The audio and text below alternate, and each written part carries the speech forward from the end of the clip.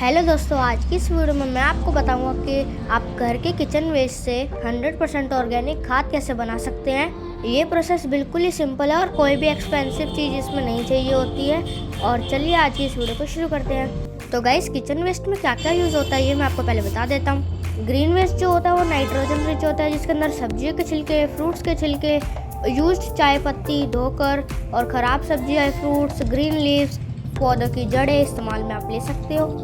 और brown waste जो होता है वो कार्बन रिच होता है, जैसे कि सूखे पत्ते, पेपर के छोटे पीस, कार्डबोर्ड के पीस, कोकोपीट, थोड़ी सी गार्डन की मिट्टी। और हाँ गाइस, आपको मैं कुछ चीज़ें बता देता हूँ जिसको आपको इस्तेमाल में नहीं लेना है, जैसे कि मिल्क, दही, मीट, फिश या ऑयली फूड। इससे बहुत ज़्यादा बदबू आती है और इंसेक्ट भी आ जाते हैं कंपोस्ट के अंदर। तो हमें फिर गाइस एक कंटेनर चूज़ कर लेना है।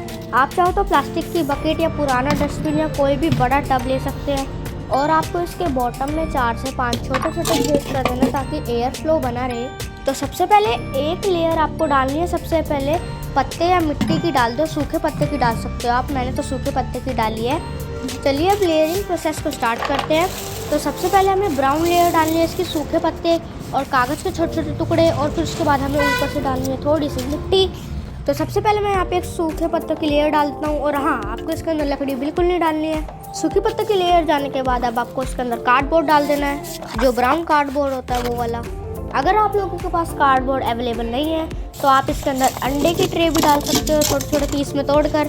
अगर आप पे दोनों चीज़ें हैं तो आप दोनों भी डाल देना। तो यहाँ पे मैंने डाल दी अंडे की ट्रे और ये मतलब भर चुका है। फिर आपको इसके ऊपर छोटी सी मिट्टी की लेयर डाल देनी, एकदम पतली सी, जिससे कि जहाँ पे ज़्यादा बदबू ना फैले, इससे मिट्टी बदबू को रोक ले। और अब मैं ग्रीन लेयर डाल लेता हूँ। ग्रीन लेयर में मेरे पास सब्जियों के छिलके हैं और यहाँ पर फ्रूट्स के भी छिलके हैं। तो यहाँ पर मैं फ्रूट्स के छिलके डाल देता हूँ इसमें। फ्रूट्स के छिलके डालने के बाद आपको फिर से थोड़ी सी लेयर कागज़ की डाल लेनी है या कार्डबोर्ड की डाल लेनी है। चाय बनाने के बाद तो चाय पत्ती बची जाती है, तो उस चाय पत्ती को आप यहाँ पे डाल सकते हो। तो यहाँ पे मैं थोड़ी सी चाय पत्ती भी डाल देता हूँ, इससे ज़्यादा बदबू नहीं आएगी कंपोस्ट के अंदर।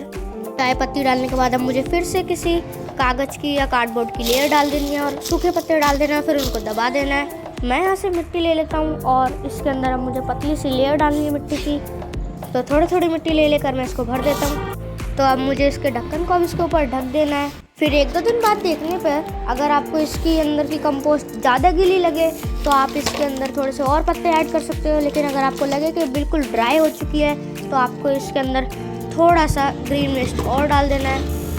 और हर 4 से 5 दिन के अंदर एक बार इस कंपोस्ट को आपको मिला लेना है, जिससे कि अच्छी तरीके से मिक्स हो जाएगी। इससे जल्दी कंपोस्ट रेडी हो जाती है।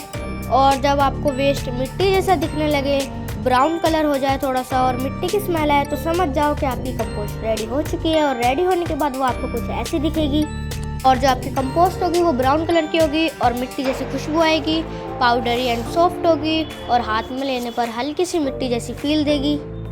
कुछ कचरा अगर वेस्ट हो तो उसे वापस कंटेनर में डाल दो। तो दोस्तों, इस तरह आप अपने किचन वेस्ट को यूज़ कर फ्री में नेचुरल और प्लांट फ्रेंडली खाद में कन्वर्ट कर सकते हो।